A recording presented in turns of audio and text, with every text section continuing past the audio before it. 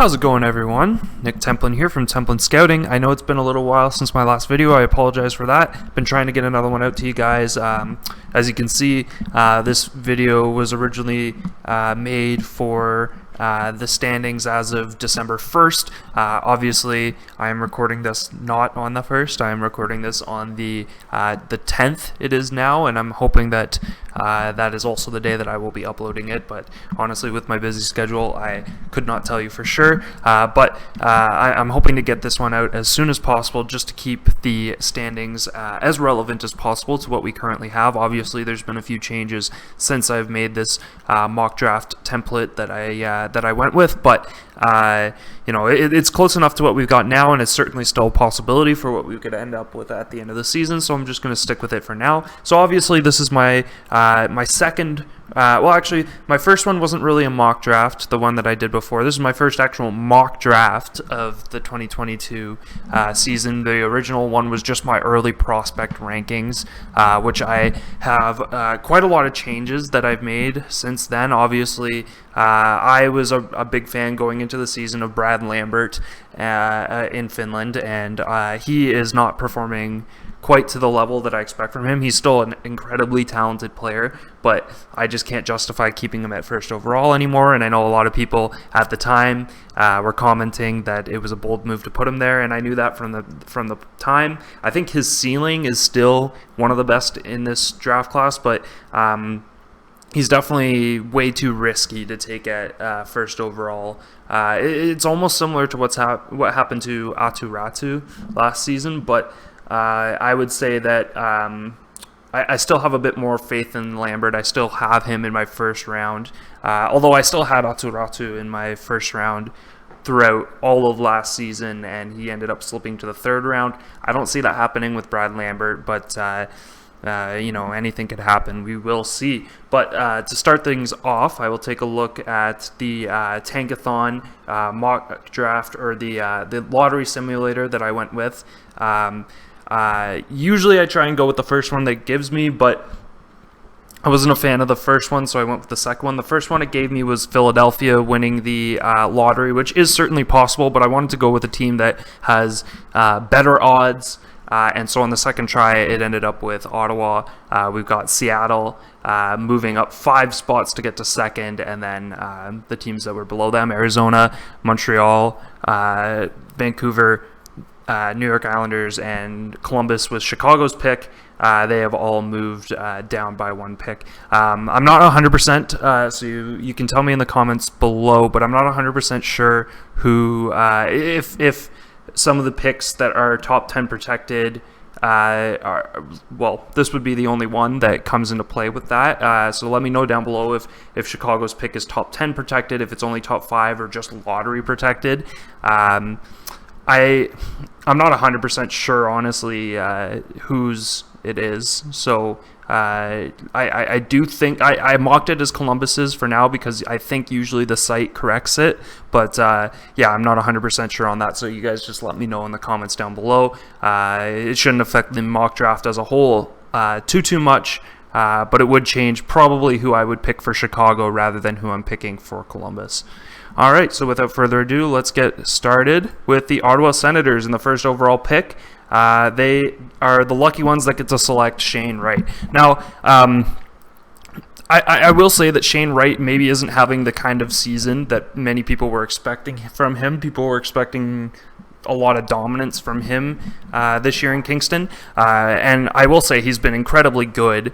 There's no doubt about that. He is an elite talent. He's the best player in this draft, but a lot of what he does well doesn't show up on the score sheet, I find. So, you know, if you watch him play, and I would like to make a video at some point breaking down his film, kind of like I did with Joakim Kemell already. You know, what he's able to do is he creates space on the ice for himself in a way that's, like, in my opinion, he has the vision of Sidney Crosby out there on the ice, the way that he'll make cuts and turns to give himself any little bit of space to create scoring opportunities for himself and his teammates. Obviously, I do have Sidney Crosby as, the kind of ceiling of his potential. Obviously, I don't think that he's going to be Sidney Crosby. I just think that there's aspects of his game that can be compared to Sidney Crosby. And I think he has a good enough two-way game that you can kind of put him in with like a Patrice Bergeron. Obviously, Patrice Bergeron is one of the best defensive forwards to have ever played the game. So again, that's really high praise, and it's maybe not something that Shane Wright can be either. But I think offensively he can be compared to Patrice Bergeron in the way that he'll be just kind of a consistent, around the same amount of points every single year, which will be on the higher end. But I wouldn't expect him to come into the league and put up the kind of points that a guy like McDavid or Draisaitl does, or Kucherov. I think, you'll see him kind of more in the range of like a 70 to 80 at the absolute most kind of player. But I think that's like players like that, can't be overlooked these days. Not everyone is making it into the hundreds for points.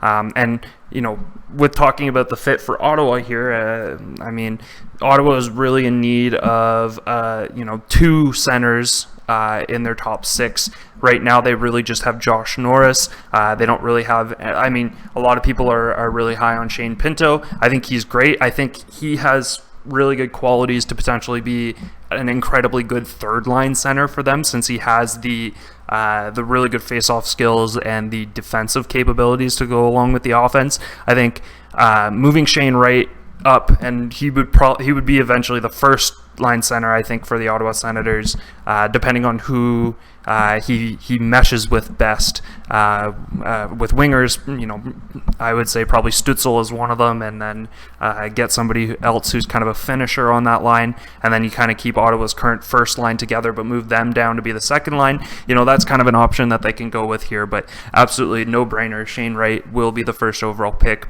basically no matter who's picking.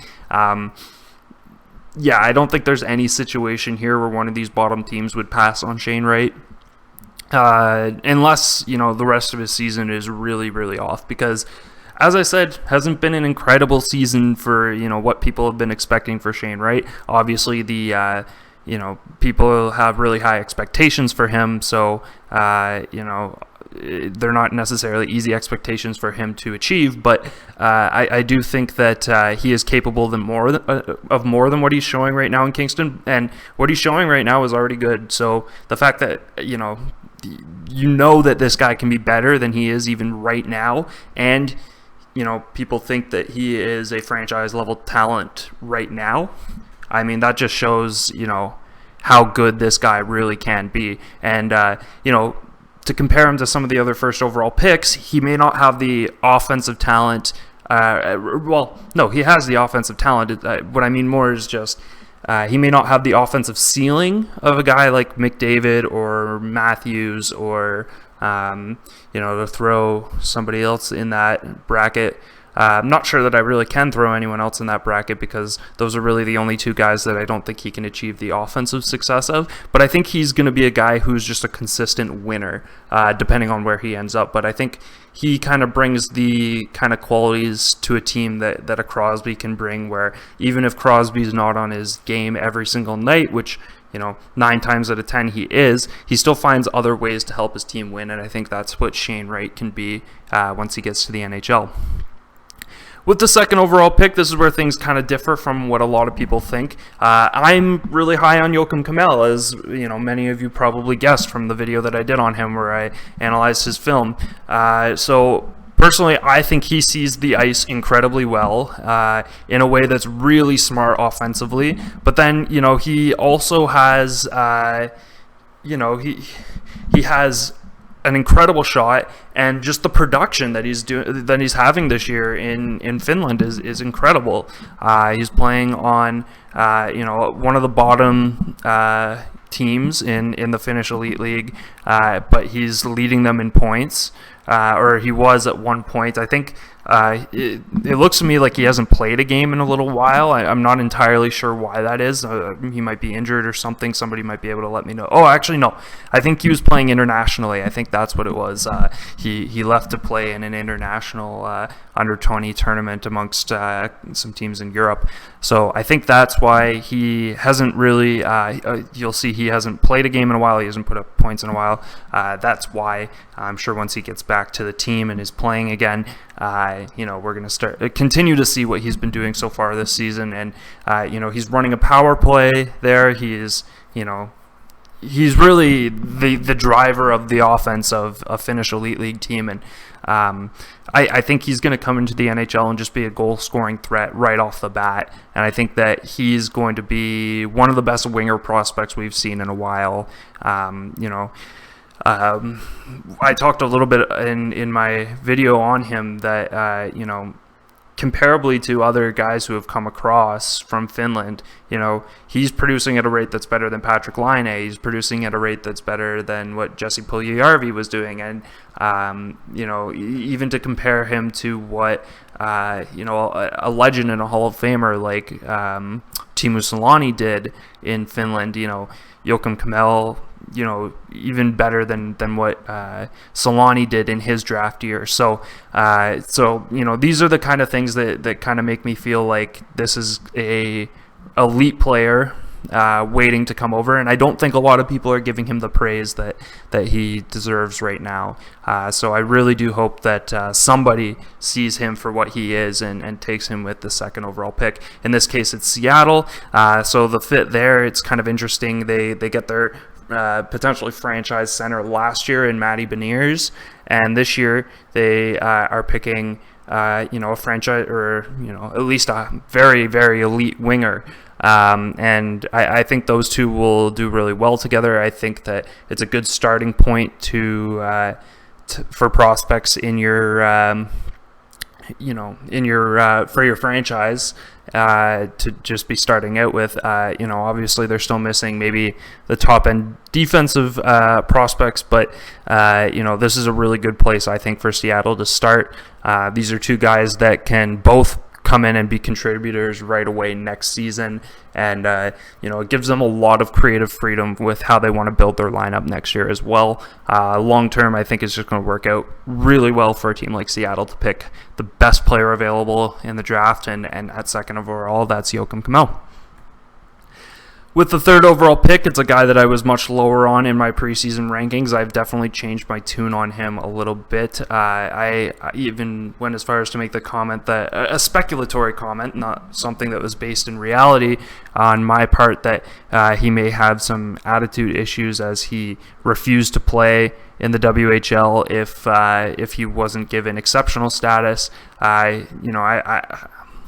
I've changed my tune on that because he has gone back to the WHL, agreed to play for the Winnipeg Ice, and he's been absolutely dynamic there. It's always a risk, picking a guy who's under 5'10" this high in the draft, but I never like to let height become a problem with a prospect. He's clearly dynamic enough to be one of the best, if not the best player in the WHL this year, and he's a really hard guy to stop. Now, he might be a product of the team that he's on right now because it is the best team in junior hockey. It's not even close. They started the year 11-0, and I'd have to check where they're at now, but they had at one point 15 of the top 20 players in points. So it's kind of ridiculous how strong this team really is. They've got other great players like Connor Geekie, who's going to be a part of this mock draft as well. Guys like Mikey Milne, who are probably going to be picked up, even though I believe Milne's a 19-year-old. I think he's still going to go at some point later on in the draft, even could go as high as the second round. They've got other guys like Owen Peterson, who I'm shocked nobody drafted him at any point. So, it's a really talented team. You never know. Savoie could be a product of that, but it's hard to say when he is the highest point scorer on that team. So overall, I think he possesses qualities that are similar to a guy like Marc Savard, especially size, But he's an incredible playmaker, great skater, and I think it's a good fit for the Coyotes with the 3rd overall pick, because I think that they really lack like a franchise center. As far as centers as they have on the roster, they have Nick Schmaltz, and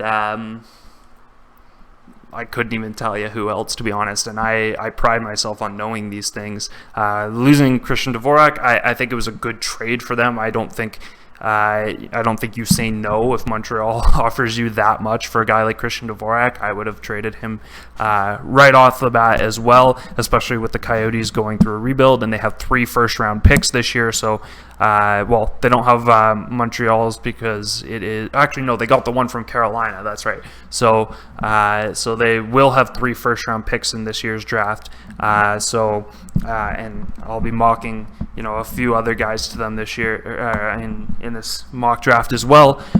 So it'd be kind of interesting to see what they do with that. But they have a lot of holes to fill. They definitely need. Defense is a lot less of a need. You could think about that for them as well, but Jacob Chychrun is still really underrated. He leads most defensemen. I think he leads the defensemen in shots and unblocked shots this year. So he's a guy who is at the moment, I would say he's getting relatively unlucky offensively. I think he's going to be a guy who once he starts producing, he's going to be producing in waves, so not as much of a concern. And then they've gotten value out of guys like Shane Gostisbehere this year, who is actually one of the top defensemen in points right now. They could definitely get a lot better on the defensive side of their defensemen, but I think there's some guys later in the draft that they can take. They don't need to reach on anyone here. Well, I don't think there's anyone. There's a couple of guys that wouldn't be a reach at 3rd. In fact, there's a couple of defensemen here who I like the value of a little bit more than Matthew Savoie. But I think in the case of the Coyotes, I think that center is the need that they need to address the most, and I do think that Matthew Savoie is the best available guy for them at center at this 3rd overall pick. With the 4th overall pick, the Montreal Canadiens, who it's not their pick that went to the Arizona Coyotes. They traded the Carolina pick that they got in exchange for the offer sheet of Kokniemi. But the Montreal Canadiens, I had them selecting Slovakian defenseman Simon Nemec. Now, I really like the way that Nemec plays. I think that he is an incredible first pass out of the zone, can break out incredibly well. He's one of the most dynamic defensemen in a men's league in Slovakia. It's a professional league, which is not something that I can say about any other player really in this draft other than David Jiricek in the Czech Republic. There's not really anyone else who is eligible to be drafted and the best defenseman on a professional hockey team. So, some of the things I like about Nemec, he's got good size, he can play the body, he's solid on defense, but I think that he has really interesting qualities offensively. Again, like I said, great skater, great passer. In the offensive zone, he's one of those guys who can really fit a shot through traffic. He doesn't score a lot of goals, I think, at this point, and I could be wrong if he's got one since the last time I checked, but he doesn't have a goal yet this year. But he has a lot of assists, and obviously that's what I would look for more. Why does this fit really well for Montreal? Well, Shea Weber, it doesn't look like he's going to come back to the NHL. I hate to say it. He's a legend, potentially a Hall of Famer, but Shea Weber, he's got pretty bad injuries. I don't see him returning, and Montreal has looked really poor on the back end this year. Unfortunately, Jeff Petrie, who I thought was really good just a season ago, has really not been the same kind of defensive or offensive defenseman that they've needed. And I think Simon Nemec can be exactly that guy. I think that also, he's a right-handed defenseman. That's another big thing. Those don't grow on trees, especially not talented ones like him. Although this is a really good draft for right-handed defensemen. Nemec is just, in my opinion, the best of the bunch. So, I really like the fit there. I think, he's a guy that you could see become the quarterback on this power play. I think it's really interesting because, you know, we haven't seen a lot of Slovakian defensemen over the years. We especially haven't seen any go this high in the draft, but that's just the kind of talent that Simon Nemec has, and it's been a joy watching him as a couple of the younger Slovakian players who have played in the U20 tournament. They played last year, and I thought, you know, between him, Slavkovsky, and Philip Mesar, they all looked incredibly good, and I'm excited to see them again this year, because outside of a few clips of film, that's really the best chance that I have to watch these guys. But I'm really looking forward to see him at the NHL level. I think he's an incredible talent. For my NHL comparable, I have him somewhere between John Klingberg and Erik Karlsson. I don't think I'm exaggerating at all when I say that. I think he's just that talented. I think he can be as dynamic offensively as John Klingberg, and then have an overall impact like Erik Karlsson has had, you know, in the past in his career, and is starting to have again. So definitely look for Simon Nemec to be not only the first defenseman taken in this draft, but just one of the more interesting prospects to keep an eye on going forward towards this draft.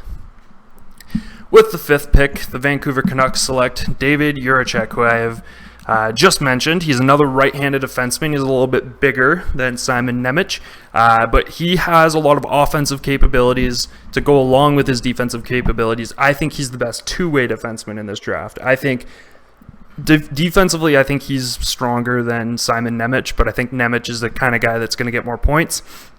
The Canucks need this because they have some decent offensive defensemen, obviously, with Quinn Hughes. You know, offensively, he's really good. I've noticed he's start to pick up his game defensively as well, which is great for the Canucks.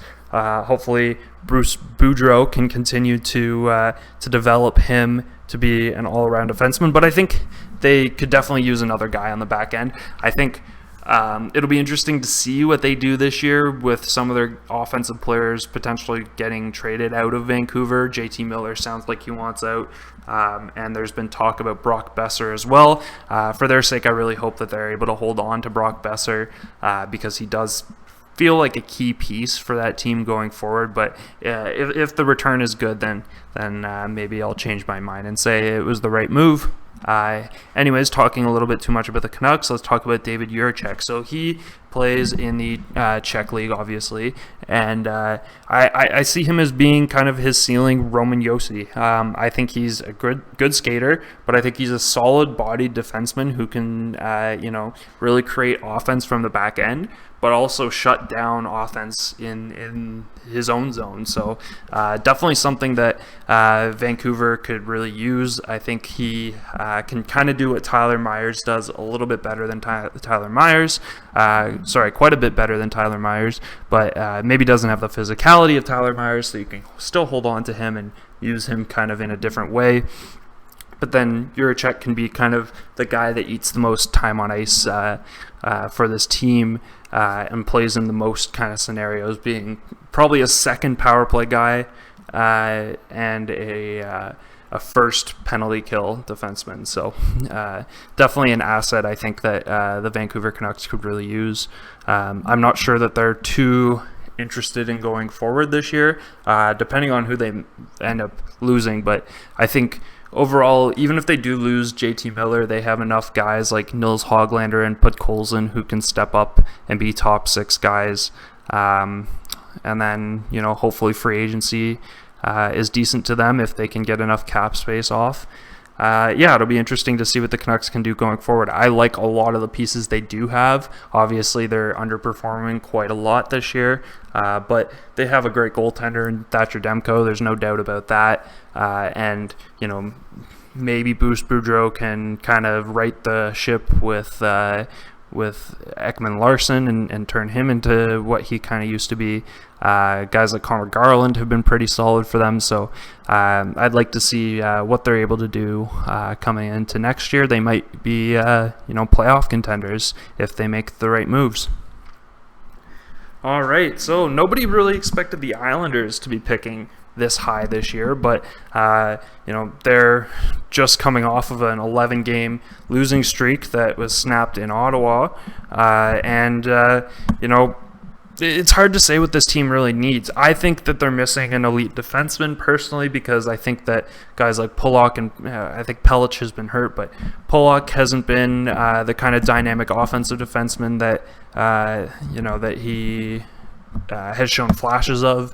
But they've also dealt with a lot of injuries, so we can't be too critical of that. I just think that for one thing, the depth on defense hasn't really been there. But at the same time, I think once they get everyone healthy, that's not going to be as big of an issue.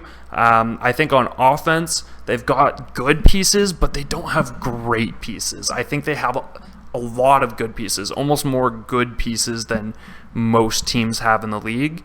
But they're not going to be able to keep all of them, first of all, because there's a lot of guys on pricey contracts there, some that they're going to want to move on from sooner rather than later. And I think a guy like Connor Geekie is kind of different than a lot of the things they have on the roster. They don't have a big offensive centerman, and that's exactly what Connor Geekie is. He reminds me a lot of Ryan Getzlaf, who's on the bigger side, a good dynamic playmaker type center. That's exactly what Connor Geekie brings to the table. I think that that's something they could really use. He's very different, obviously, than Matt Barzal. He's kind of similar actually to Brock Nelson in a way, but I think Brock Nelson's more of a goal scorer. Connor Geekie brings a lot more passing to the table. Obviously, Brock Nelson, when healthy, has been solid this year, so hopefully when he gets back to form, he can keep that up. But I think Brock Nelson as well is a guy who has been kind of better on the wing in his career than at center, and he's kind of having to play center right now. They still have Pajot there. Pajot, I'm always going to be a big fan of. He works hard and he gets points from time to time, but he definitely hasn't been as good as when they acquired him from Ottawa, and they paid a lot to get him. So, just add another guy in like Connor Geekie, who can kind of change the way that they structure their roster a little bit, and gives them a bit more freedom to potentially trade one of their not as great contracts away. Hopefully somebody's able to take them off their hands for them. Moving on to the 7th overall pick. This is the one that I'm, again, not sure of whether or not the Blue Jackets actually own this one, or if it is top 10 protected, but I'm just going to go forward as if the Blue Jackets do own it, and so their pick will be Isaac Howard from the U.S. Development Program. Now, a lot of people are going to say, why not Logan Cooley? Because if you're going to pick a player from the U.S. Development Program, you would think that Logan Cooley would be first, and I guess I understand people saying that. There's a few reasons why I'm not going to be doing that. One, I'm not a huge fan personally of Logan Cooley. I think he's a good prospect. I don't think that he is this top 5 pick that everyone kind of has him penciled in as. I think he's a great two-way guy. I think his offense leaves a little bit to be desired, and I actually think that the guys he plays with on the U.S. Development Program are helping him score a little bit more than he would otherwise. I think that both Isaac Howard and Frank Nazar are really good players that are kind of being overlooked because the belief is that Logan Cooley is the best of the three. I'm not a fan. I actually made another film video. I was going to upload it of me reacting to some of Logan Cooley's film because I was fairly underwhelmed with him, and I just kind of wanted to understand what everyone else is seeing with him. And I ended up deciding not to upload it because, one, I didn't really think the film that I was watching was very interesting on him. So as a result, I didn't really like my commentary on it. Two, I had some audio issues. It just sounded ridiculously loud, and I didn't feel like re-recording it after I had just re-recorded the Joachim Kamel video before that.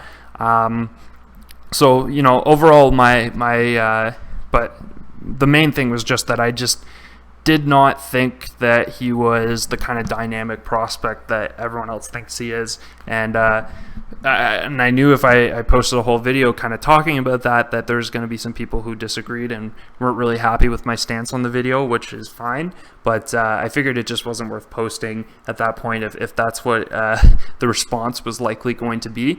But anyways, long rant aside, I'm a big fan of Isaac Howard. I think, he's kind of on the smaller side, but he's got some speed. He's got a lot of skill. He can shoot.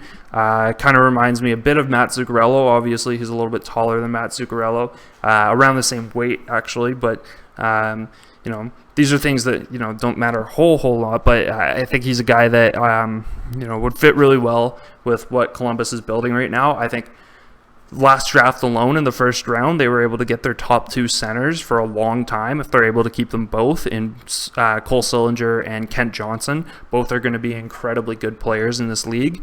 And then you throw in Isaac Howard, can probably play first or second line, throughout his career, depending on which center he gels with better. I'm going to assume it's going to be Sillinger, just because he has a bit more of the playmaking side to him.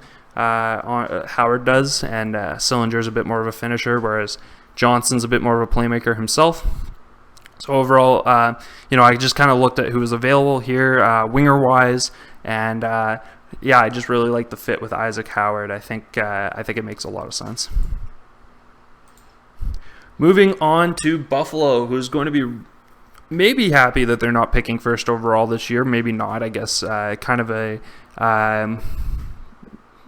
interesting, philosophy. Would you rather pick first overall, being the last place team, or have a bit more success and not pick first overall? I'm sure in Buffalo's case, they're going to be happy that they're not last place this year. But yeah, everyone's going to be a little upset that if they don't, end up getting Shane Wright. But anyways, with that aside, it's the guy that I was just ranting about, and it's Logan Cooley. So again, I don't have a huge issue with Logan Cooley. I just think that he's been rated by most people to be quite a bit better than I think he actually is. I have his NHL comparison as Nick Suzuki, who I also think is a great player, but he's not. I think the way that people are talking about Logan Cooley, they're kind of talking about him as, because a lot of people have him as either their second or third overall pick, which obviously, as much as Nick Suzuki is a great player, nobody would ever draft Nick Suzuki second or third overall in a draft. So that's kind of where I see him. I think he's a good two-way player, like I said, and I like the fit for Buffalo because obviously they just lost Jack Eichel, and we knew that was coming, but they haven't really found a replacement at center, and not that I think Logan Cooley is going to replace Eichel, but I think they need to find somebody who can either be a second or first line center, because they currently have Cousins who could be one or the other, but he also could be a winger. They've got Middlestat, who just came back from injury, so it'll be interesting to see if he'll thrive in a bigger role or not. But one way or another, they don't have a top six center prospect right now in their system, and so Logan Cooley would have to be that guy for them. And I just picked him because I figured he was the best center available at this point. Again, there's a few other players that I probably would have picked over him if Buffalo had other needs, but I think they've addressed defense fairly well, being able to get Owen Power last year. They got some wingers as well, and guys like Isaac Rosen. I know they got Kisakov and Poltapov, so it'll be interesting to see what Buffalo is able to do going forward. But I do think that they were missing kind of that B+ tier center prospect, and that's kind of what Logan Cooley is going to be. With the 9th overall pick, Yuri Slafkovsky. Here's a guy who fell from my original rankings video. I had him at 3rd overall. I still think he's an incredible player, and I think he's going to be potentially a steal in this draft if he does fall to 9th. But I think that he's had a bit of struggles with production this year, just like Brad Lambert has, but I don't think that you can let that worry you too much. He is a really good size for such a young player. He's 6'4", 225 pounds, and to mix that with the fact that he has good hands, drives the net hard, I think I have him compared to Gabriel Landeskog, and I think that's a really solid comparison of what he could be in this league. For Philadelphia, the reason why I have picked him is just because he's the best player available, in my opinion, at this point in the draft. I think that Philadelphia doesn't have any glaring needs. I think that, they just fired Alain Vigneault. I think that, somebody is going to need to kind of right that ship there, because I think they have a lot of really talented pieces. Obviously, Giroux is aging. Couturier hasn't been, what he's been in the past, and but they still have guys like Konechny, and they've got they've got to find a way to make James Van Riemsdyk work, and I really like what they made, the trades they made on defense. I mean, they overpaid a little bit for guys like Ristolainen, but I liked their ability to acquire Ryan Ellis. I think once those guys kind of learn to play with each other, I think things are going to get better for them there. There might be some questions with goaltending. I think, there's definitely still time to kind of figure out what's going on with Carter Hart. And at the same time, there's no goalie in this draft that's worth drafting this high. So, in my opinion, the best thing to do was just pick the best forward available. I wasn't super interested in them picking up a defenseman, because I still think they have some good defensive prospects coming, like Cam York. So, so Yuri Slafkovsky, that's the pick for them. He can definitely offer up something that I don't really see, with many of their other current forwards, which is size. With the 10th overall pick, I have the third member of that USA development team line there, along with Cooley and Howard. This is Frank Nazar going to the LA Kings. It was really difficult for me to try and figure out what the LA Kings kind of need, because while they're not necessarily having success right now, they do have a massive stockpile of prospects that just haven't made the league yet. Don't be surprised to see them maybe try and trade some of them. Because for pieces that they need even more, because they're currently still kind of waiting on Byfield, Turcotte, Akil Thomas, those kinds of players coming along. Somebody out of those three is going to have to learn to play center, or to play on the wing, because they're all currently centers. I think Akil Thomas is still the most likely person for that. But the other thing, too, is they addressed defense in the first round last year. I think Brant Clark was an amazing pick for them. They could probably still use more defensemen, but I would say this year, just kind of switch things up and go for somebody who can play on the wing, and that would be Frank Nazar, who I think is a pretty dynamic offensive player. I have him compared to Jordan Kyrou, and that might be a bit surprising, thinking, why would you pick somebody who's comparable to Jordan Kyrou, 10th overall? But it's more comparable to the way that Kyrou is playing specifically this year.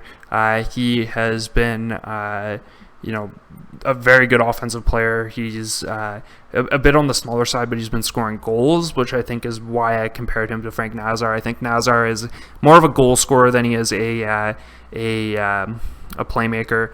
So when you kind of compare him to what they already have, and like Arthur Kaliev, who's also primarily a goal scorer, I think he provides a bit more of the speed that Kaliev doesn't have. Kaliev has a wicked shot, whereas Nazar is going to be the better skater of the two. So those are two guys that you can kind of use differently on different lines. And I think that it gives LA a lot of creative opportunities with a lot of their offensive prospects. Again, defense is another thing that they could definitely look at this year, but outside of those top two defensemen, I don't think this is a great top-heavy defensive draft. I think there's some guys in the later rounds that you can get some value out of, but I don't think there's anybody there that'll be like a high-value first-pairing defenseman kind of thing still available. Not that they need that; they still have Doughty, but and having Brant Clark and Sean Durzee's look good for them as well. But there's a few things there that just they could go defense, but I'm not going defense with them this time around. That might change in my future mock drafts if there's anyone that kind of stands out to me a little bit more. All right, with the next pick, it's the Detroit Red Wings, and the Red Wings love their Swedes. I have them going with center prospect Noah Ostlund.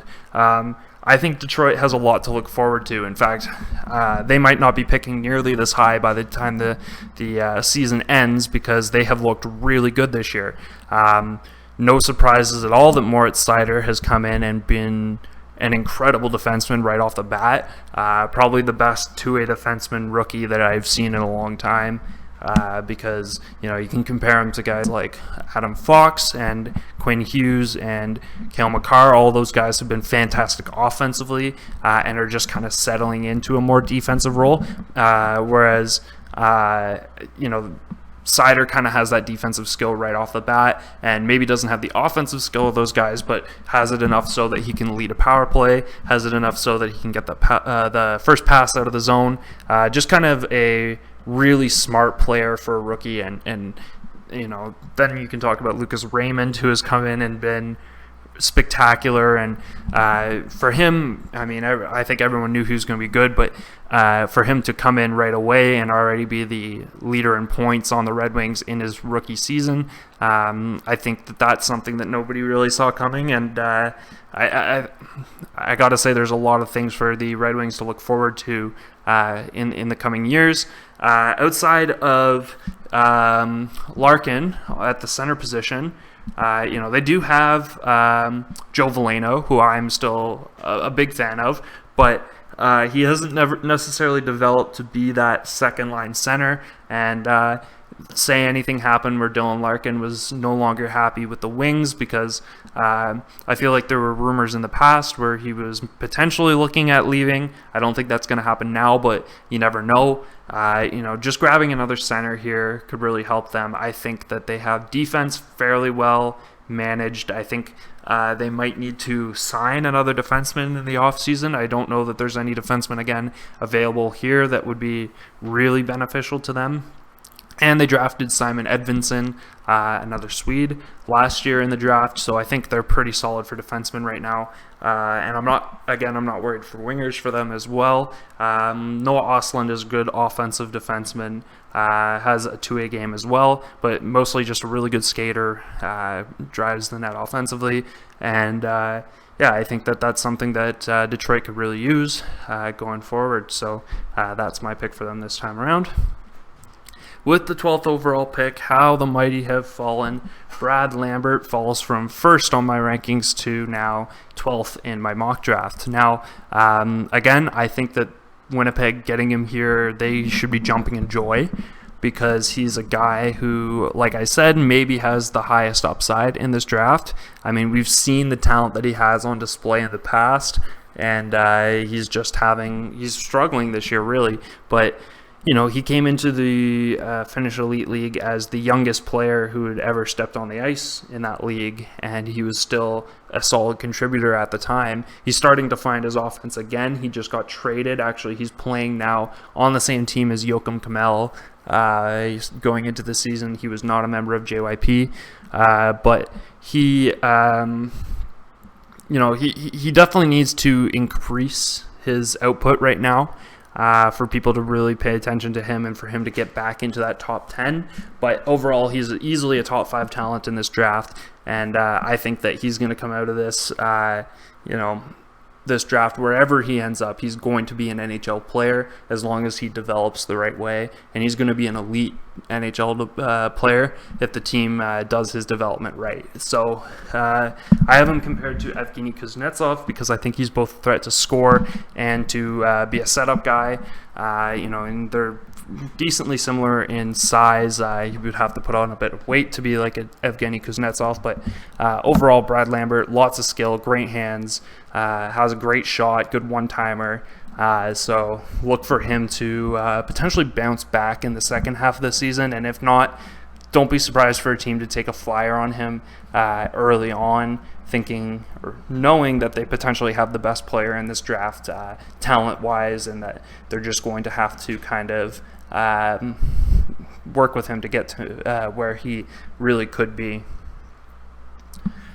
With the 13th overall pick, we've got Russian forward Danila Yurov. He's not a guy that I've been able to watch a whole lot of yet, but there is definitely film out there, and I intend to watch him a little bit more. But I have heard really good things about him. Offensively, he may have to... he's currently playing in the KHL, and he's played a lot of games in the KHL, which is great experience. Unfortunately, because he is a younger player, he's not getting a lot of ice time there, and because of that, he has yet to score a point as far as I know at this point in his KHL season. That being said, it takes a lot of talent to be a KHL player in the as a guy who hasn't even who's 17 or 18, I think he is. So obviously, they know he has talent. Obviously, the rest of the world knows he has talent because he continues to be mocked fairly high in drafts, with some people even putting him in the top 10. I don't have him quite there, but it'll be interesting to see more of him potentially at the World Juniors. Although I don't think he's a lock to make that team, because I think there's a lot of guys who are a bit older that are probably going to make it over him, but he'll have his chance eventually. So he's a good size, doesn't need to worry about growth, doesn't need to worry about putting on too much weight. You always could to become a bit more of a solid player. I have him kind of compared to what we're seeing from Troy Terry this year. It wouldn't surprise me at all to see him kind of have a breakout season like Terry does a couple of years into his NHL career, and people kind of realizing that he's a really solid player in that sense. And I think what his current role in the KHL is doing for him, which is going to be really good right now, is that he is learning to play a bit more responsibly defensively, since the offense isn't necessarily going to come for him every single night. So definitely another guy to kind of monitor more as the season goes on. With the 14th overall pick, I have the Pittsburgh Penguins taking the next defenseman in this draft. That will be Elias Salomonsson. So Salomonsson, he is a right-handed defenseman, good puck mover. I have him compared to kind of what Alex Goligoski was like when he first came into the league, which, Pittsburgh fans will know that fairly well, as he spent a decent amount of time there. I don't think the ceiling is super high on Salomonsson, but I do think that he's a guy that would fit in with the Penguins right away, or within a couple of seasons. Letang's not getting any younger, and they're going to need to give him some support, because outside of himself and John Marino, the Penguins' defense, it's not flashy by any means. That doesn't necessarily mean it's been bad. They've been able to get the job done, but I think they've been really needing this kind of a prospect, a good skating defenseman, like something they really haven't had since Letang, really. So, well, maybe since Goligoski, because he was more recent, but that's definitely a hole they need to have filled. So I do like the fit there quite a lot for Pittsburgh. With the 15th overall pick, the Nashville Predators are going back to Russia for, once again, since they picked Askarov in the first round at around the same pick in 2020. Here is Ivan Miroshnichenko, who a lot of people have had quite a bit higher in their drafts, in their mock drafts. Personally, I have him a bit lower. He isn't producing incredibly well at the minor league level, well, the VHL level, which is kind of like the AHL for the NHL. Although it's more like a second league, because I do believe they have a promotion system there. But you know what? That doesn't sound right. So I'm going to not pretend like I know exactly how the KHL and VHL work. All I do know is that it is very common for players to be sent down to the VHL or called up to the KHL, more like what the NHL and AHL have. So overall, he's a good offensive player. Definitely a guy to look for in this draft. Definitely a guy I want to monitor a little bit more during this season, because he was a guy that a lot of people had higher expectations for, I think, going into this season, and he hasn't really met them. But again, don't be surprised to see him go around this point. From Nashville's perspective, I think they're kind of in a situation of just taking the best player available, just whoever's going to help them maybe move up one level, become a serious playoff team. They could look at defense, but again, not a super defensive heavy first round this year. So I think Miroshnichenko is just the best player available, and that's why I have them taking him here. With the 16th overall pick, I have the San Jose Sharks taking a dynamic offensive center out of Sweden in Jonathan Lekkerimäki. Hopefully I'm saying that right. I believe I am, but there are some accents in his name, so I don't necessarily want to say for sure that I got that correct. He is a good-sized center. He's not huge, but he's not small either. This is around when I stopped kind of listing NHL comparables, because I haven't seen enough from these guys to kind of make that assumption. But what I do know about Lekkerimäki is he's a goal scorer first and foremost. He's really done a good job of putting the puck in the net at the under 20 level, and he's been doing it for the past 2 years. He's gotten a little bit of a chance in the SHL, but hasn't stuck around there for super long. I think it's a good fit for the Sharks because sounds to me like Hurdle's really frustrated with the organization there. You can kind of see it even when he scored the game that he scored his hat trick the other night. He was stopped on a breakaway and kind of went over the net went over to the bench looking pretty frustrated, and there's been comments about the whole Evander Kane situation and such, and maybe with Kane not being a part of that dressing room anymore, they're going to be able to convince him to stay. But there's definitely rumors out there that he's been asking for trades. That being said, Lekkerimäki, I think with or without Hurdle and Couture and the guys they currently have, I think he's a good pickup for them regardless. I think that center is probably the position that they have the least prospects at. They've done a decent job of getting wingers like Ozzy Weisblatt, and they're still waiting on some defensemen like potentially Ryan Merkley, if he can hopefully develop the way they were hoping he would when they selected him in I believe 2018.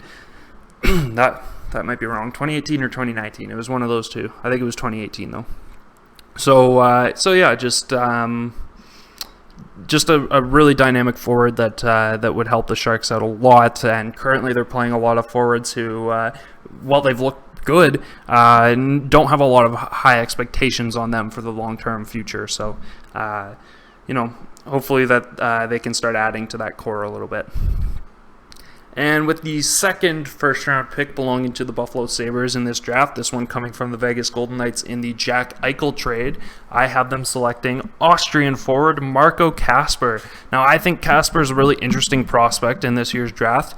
I think that, the fact that he's a full-time player in the SHL and he's playing on a fairly solid team, he contributes offensively to some extent, but obviously it's not as easy to contribute when you're playing in a professional league. It's just the experience there and taking the role that you're given that's going to be really beneficial for Marco Kasper as a developing player, and he's shown in junior leagues in the past that he definitely has offensive skill, and to put it even one step further, in the World Juniors last year, he was one of two Austrian players. He was 16 last year, let me kind of preface it with that, 16-year-old at the tournament. He was one of only two Austrian players that even managed to get a point at that tournament. I believe he got an assist on a goal by Senna Peters. If not, it was the other way around. Senna Peters' assist to Marco Kasper. I know those were the only two that scored at that tournament. Look for him to have a bigger role this time around, and look for Austria even to have a fairly solid team. They'll have a lot of returning guys from last year, but they're also going to add likely 67s forward and draft eligible player Vincenz Rohr this year. So yeah, pay attention to Austria, as I hope they are able to kind of compete in some of their matchups this year. It's always fun to see a little bit more parity in that tournament. With the 18th overall pick, I have the Boston Bruins selecting Seamus Casey, a 5'10" right-handed defenseman from the U.S. development program. Personally, in my opinion, I think he's the best defenseman in that program right now. And for me, I don't think that Boston has a massive need on defense, but it's something that they can always add. I think that Boston overall just doesn't have a very deep prospect pool. They've got guys like John Beecher, who he's been off to a slow start, but I do expect him to eventually make the NHL. I think that so he's a good forward prospect for them. But I think Seamus Casey is definitely a guy they could afford to add here on the back end. And it's interesting because he actually reminds me a lot of Matt Grzelcyk, who they currently have. And Bruins fans, I'm sure, would not complain having another guy who kind of fits the role of Matt Grzelcyk. He might even be able to do it a little bit better. It'll be interesting to see. He might have a bit more upside. But it's hard to mock for Boston because they typically don't pick with the consensus, especially with what we saw in 2015 when they picked 3 guys back to back to back that nobody really had. Some people didn't have as first rounders, and most didn't have as early or mid first rounders. So not saying that that's always going to be their drafting technique. Obviously, they got Fabian Lysell last year, who I thought was a good pickup, at least where he was taken. I was never really high on him, but I think Seamus Casey makes a lot of sense for them in this year's draft. With the 19th overall pick, I have the Anaheim Ducks selecting Ty Nelson. Now, I've had the pleasure of watching Ty Nelson a number of times this year. He is a really good puck-handling defenseman. He runs one of the best power plays in the OHL this year in North Bay. And, I think what not a lot of people were expecting with him was that he grew a significant amount since being picked first overall by the battalion. He's 5'10" and 196 pounds. This is a solid kid. And he can skate well, passes like no defenseman I've ever seen in the OHL recently. And I think that there's a possibility that Anaheim could be getting themselves a steal here. He's not a guy that a lot of people are talking about people are talking about him as a first rounder just because of that dynamic skill. But I think, what has to be respected too is I've seen a lot from him defensively to suggest that, he's got a very pro attitude about him. He's going to be a good piece in the NHL at some point. And the reason why I like the fit in Anaheim is because I have to think that one of either Cam Fowler or Hampus Lindholm isn't going to last a whole lot longer there. They're both great players, but Anaheim just hasn't had a whole lot of success with both of those guys. And even if they do manage to keep those guys, and they have Jamie Drysdale, and they have Josh Manson still, you still have Ty Nelson as a potential good fit. In that whole situation, you just add to the talent that's there. But I think it gives them some freedom to potentially move on from a guy like Hampus Lindholm, for example, who I think would be the most likely guy to go. And then you get an opportunity to potentially play Ty Nelson with Jamie Drysdale. So it could be an interesting situation for them. I think that the Ducks have a lot of forward prospects to the point where they might have to trade some away because we're seeing, how good some of their young pieces already are. And so I really don't think that they have to address any forwards right now. I think that going with the best defenseman available is what they should do this year, and Ty Nelson absolutely fits that bill here in the draft. With the 20th pick, I really like this guy a lot. Personally, I think I like him more than Logan Cooley, but that's not a very popular opinion right now. It's Rutger McGroarty. He has he's got the size, he's got the speed. He put up a ton of points in U16 hockey, which was when I kind of noticed him for the first time. He was on the radar to potentially come to the OHL. So I was kind of keeping my eye on him for that reason, but he opted to go with the U.S. development program route and likely will be going to college as well, which is never a bad decision.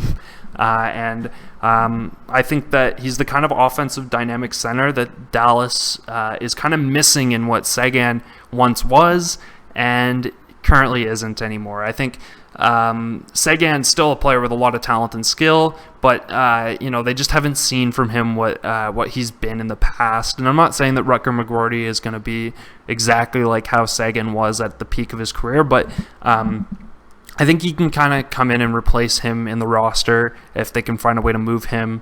I think he's got a lot of upside. You look at the other centers that they have kind of coming. There's Ty Dellandrea as well. Possibility that both those guys can kind of become a 1-2 punch. But I think more than anything, I think they should be happy with the way that Rupe Hintz plays. They can kind of run either McGroarty or Dellandrea as the second line center. And then you got a really solid third line center as well if both continue to develop at a really good pace.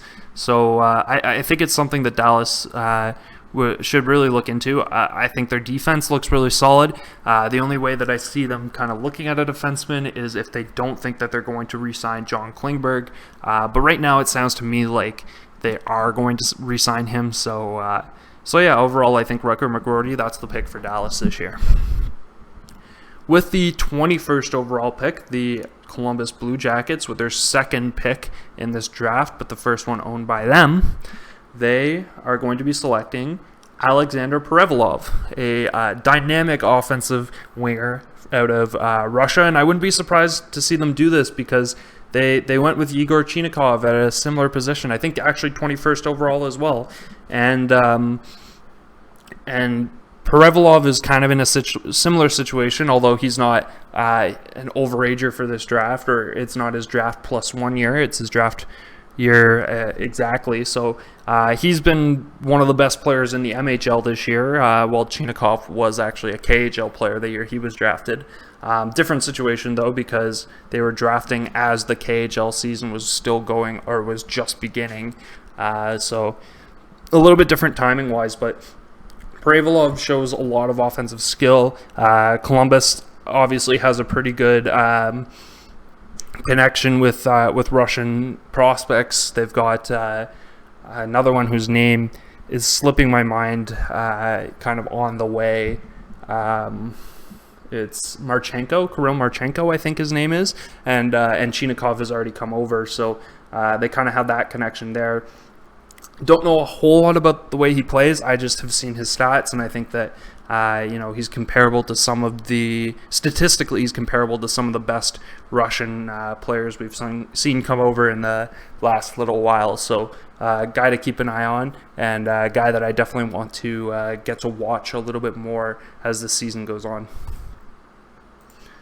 Next up, we've got the St. Louis Blues, and I have them selecting defenseman Denton Mateychuk from the Moose Jaw Warriors.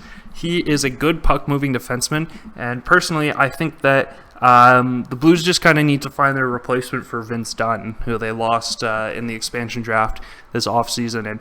And they do have Scott Perunovich, who I am a big fan of, and I'm looking forward to see him continue his NHL career. But I think there's been a little bit of a lack of depth on defense for this team. I'd have to watch them more to kind of understand what the impression is of guys like Niko Mikkola on the back end, and I think they've run into some injury issues. So there's been some guys that they've had to call up, like Kalle Rosen, I think, has played a couple of games for them. I could be wrong; that might have been for a different team, but a former Leaf there.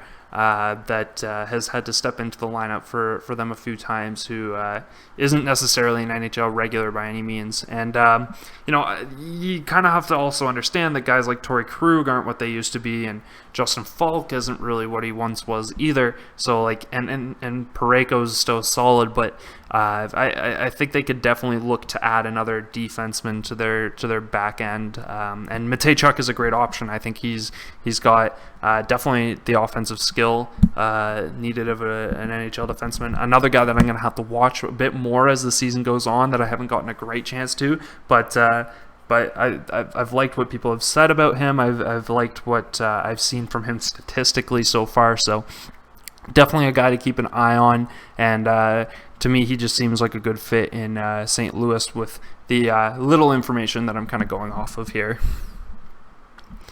With the second pick for the Coyotes in this draft, the one they got from Colorado in the Darcy Kemper trade, I have them selecting defenseman Simon Forsmark. He is a good-sized defenseman, good puck mover, kind of offers them some more options on the back end because they've kind of had to go to some guys who have been AHL regulars throughout their career so far to join them in the NHL. So I think Forsmark helps them get a little bit more depth there, and for some of the aging guys who they probably won't have super long term on that back end, kind of has their replacement coming in the future, namely Gostisbehere. I don't imagine he's going to last there too long unless he kind of continues playing the way he's been playing for them this year.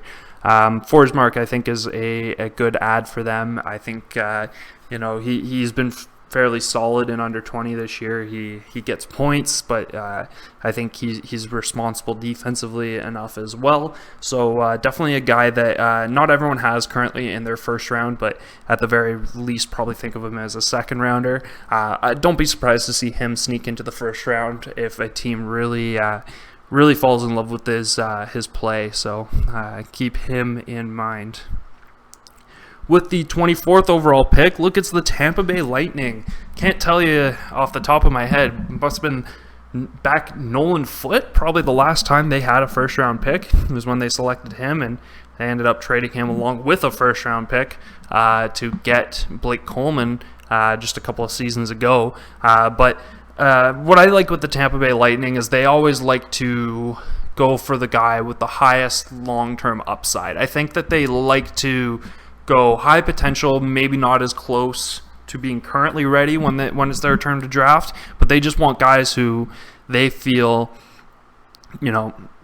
they are trying to take basically the guy with the highest potential at the point in the draft that they're at, and I think that's what Rigor Lorenz is going to be for them out of the Okotoks Oilers in the Alberta Junior Hockey League. So I like this pick for them because he's a guy who's got really good point production in Junior A right now, and is a guy who in all likelihood is going to take the college hockey route towards the NHL, which means, it's going to take him a little bit longer to develop, but Tampa's got amazing pieces in place right now, and they're going to be willing to wait on a guy like this to see if he can come in and become a top 6 guy as soon as he's ready to make the NHL, and can make an impact right away once he makes it, and make a bigger impact than maybe some of the guys that have gone before him, but those guys will have started making their impact maybe a little bit earlier on. That's what I think with Rigor Lorenz. He's another guy that I want to watch a little bit more. It's not super easy to get access to Alberta Junior A hockey film, but there's probably a video on YouTube out there somewhere where I can watch him and kind of get a better idea of what he's like. But I like his point production, and I like his size, and personally I just think it's a really good fit for what the Tampa Bay Lightning are looking for. So hope to get to see more of him in the next couple of months. With the 25th overall pick, it's the really strong Calgary Flames this year. They've been something special, and the way they're playing defensively with their forwards and such, I wouldn't be surprised to see them as really, really heavy Stanley Cup favorites this year, because they're just playing the right style of game to get that done. With that being said, let's talk about, they currently own this pick. We'll see if they trade it to go all in this year, but with this pick, I have them selecting Slovakian forward Filip Mesar. I think that, Calgary kind of has a lot of really good pieces, and I think they're in a situation where they just want to go with best player available, and I think Masar has that upside to be the best player available at this point. I think he could fit a role of being anywhere in the middle six, so second or third line winger. He has played some center in the past. I think he'll be a winger when he comes to the NHL. Again, another guy that I'd like to see a bit more, because basically all I've really seen him play was at the World Juniors last year, and I don't like to base anything off of World Juniors really. So yeah, it'll be interesting to keep him in mind going forward. But I think he would be a good fit in Calgary. 26th overall pick. Nope, no relation to current Leafs prospect Nicholas Robertson. At least that's what I've been told. He is currently on the Petes as well, much like Nick Robertson was at the time that he was drafted by the Leafs. But this is Tucker Robertson, and he has been tearing up the OHL this year. He is 19. He missed his draft year last year, I do believe.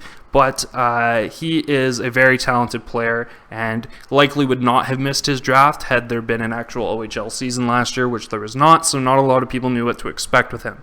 I think that people will look past the fact that he missed his first draft year and be more than willing to draft him in the first round. And I think Toronto would be the perfect team to do that. I think, also being a year older, he might be a bit closer to making the NHL, but overall, he's a guy just to keep an eye on. I think that that this fit just makes a lot of sense to me, and not just because of the Robertson name. All right, and with the 27th overall pick, I have the Washington Capitals selecting Liam Ogren. So this is another situation where I just think Washington's going to go with the best player available. I could see an argument for them going after a defenseman because they do have kind of an older defensive core, but guys like Fehevry have come in and he's looked really solid for them defensively right off the bat, and they've been able to kind of play him anywhere in the lineup. They've done a good job of just keeping good value defensemen there in Washington, that guys like Nick Jensen and Michael Kempney. So I don't think that they're necessarily going to need to reach too hard for a defenseman. And Liam Ogren is a solid offensive winger, and I think that that's something that the Capitals could definitely use. I think depth-wise, that might be the one thing that they could be missing right now, is just guys on the third and fourth line that can provide a bit more offense. But even still, I would say they aren't really even missing that.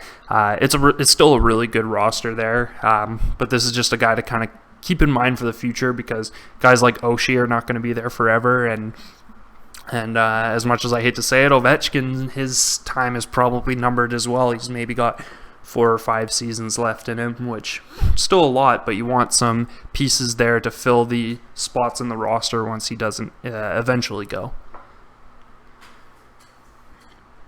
With the 28th overall pick, I have the New York Rangers selecting Czech forward Peter Hauser.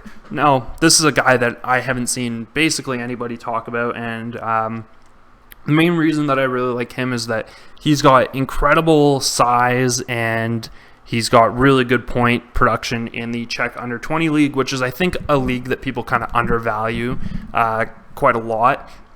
It's a league that gets overlooked, and because of that, you kind of see some of these steel players out of the Czech Republic, because people choose not to scout in the Under-20 leagues in the Czech Republic. They prefer to look at Czech players playing in Canada or the US, or they like to look at Czech players playing in the men's league there. But the Under-20 league, that's still a really good league, and he is a really good offensive contributor. So look for the Rangers to kind of notice that, not necessarily the Rangers, but any team to kind of notice that and have him kind of be the surprise pick of the first round this year. Next up, we've got the pretty small and pretty light defenseman Lane Hudson from Minnesota. He's a guy who would definitely have to put on a little bit of weight to make the NHL. His height, that doesn't matter too much, but as long as he's a bit more solid and can take the hits of the NHL, that's fine by me. But he's a good puck-moving defenseman, good offensively. Definitely a lot of upside if you can get him conditioning to the level that he needs to be to make the NHL, and overall I think it's a good fit for Minnesota. They are currently filling their defensive core with guys like Kulikov and John Merrill, who have been solid for them without doubt, and they also have Goligoski there, who's kind of getting older. So just look for them to try and find a piece that can, potentially fill that slot in the future. I think they still have Kalen Addison there, right? So I think he'll be an NHL regular in decent time. It'll be interesting to see what they do with the other spots in that lineup, though. And with the last pick belonging to the Arizona Coyotes in this first round, at least for now, seeing if they are able to acquire any more first round picks before it's all said and done. I have them selecting here Leon Bichel from Switzerland. He plays in the SHL though, and he is a very big defenseman, especially for his age. I think this is kind of the spot where you kind of can look to draft a guy like this. The end of the first round is nearly a shot in the dark because all the highest upside guys are typically gone, and you kind of want to just go with somebody who you think has enough of the pro potential to just be a solid everyday player at this point. And I think that's what Leon Bichel provides from the back end. I think he's got the size to be really physical. He's got the reach, as long as you can make sure he's a great skater and really solid positioning in his own end. You could turn this guy into a really good defensive defenseman alongside somebody like a Chychrun, who's a good offensive defenseman, or Victor Soderstrom, because Soderstrom is a right-handed defenseman. He can play Bichel on his left side. And the left-handed defense, like big defensive defenseman, is kind of rare because you kind of see right-handed defensemen taking that role more often than not. So it's potentially something that the Coyotes can get a lot out of this guy. With the 31st and second last pick of the 22 draft, I have the Buffalo Sabres with their pick that they got from Florida in the Reinhart deal. I have them selecting Gatineau Olympique defenseman Tristan Luneau. He is a good-sized defenseman, good skater. I believe he was the first overall pick in his draft year for the QMJHL. He's a guy who has shown some pretty good offensive skill this year. Not elite by any means, but just another nice piece, I think, for Buffalo to potentially add to their back end going forward. Because obviously they have Owen Power. It'd be nice to add another, B-level, B-plus level prospect at the defense. On the defensive side, in this draft as well. And I think this is the perfect place for them to do that. They were able to already get a really solid center, and off the top of my head, I can't remember who I took with their other pick. Let me go back. You guys see my secret there, which you probably figured out already, which is I do these videos on PowerPoint. Going to... Oh yeah, that's right. I went two centers with their first two picks just because I feel like that's a hole that they can really fill up the middle. So yeah, and then I wanted to go with the defenseman with their next pick, and Tristan Luneau just seemed like the best available option there. And with the last pick here, which I apparently did not check for watermarks, so I apologize for that. This is Artyom Duda, defenseman from the MHL. He's just a really solid offensive option, and I just figured that the Oilers could really look for a solid defenseman to round this out, as they currently, or at the time that I made this, they were first in the league, and so they had the last pick in this draft. I figured that he would be a solid fit for them, being that they could really use some more defensemen to hopefully try and replace Duncan Keith, who has been less than stellar for them, and overall just kind of complete this defensive core that I think can help them be true Stanley Cup contenders in the immediate future with the current core of forwards that they have, which is spectacular. Even obviously McDavid and Draisaitl, great players, but Nugent Hopkins has been great. Hyman has been a really good piece for for McDavid. They've been in a situation where they can really run two separate lines, McDavid and Draisaitl as centers, and then just put the right pieces around them. They've found some good depth. Their penalty kill has been one of the best this year. Their power play has been one of the best this year as well. So just finding any piece that can come in and replace maybe a weak link, like I would say Duncan Keith has been for them, and really just improve the one issue that this team seems to have. And as long as Koskinen can continue to be a solid starting goalie, they really don't have any issues there.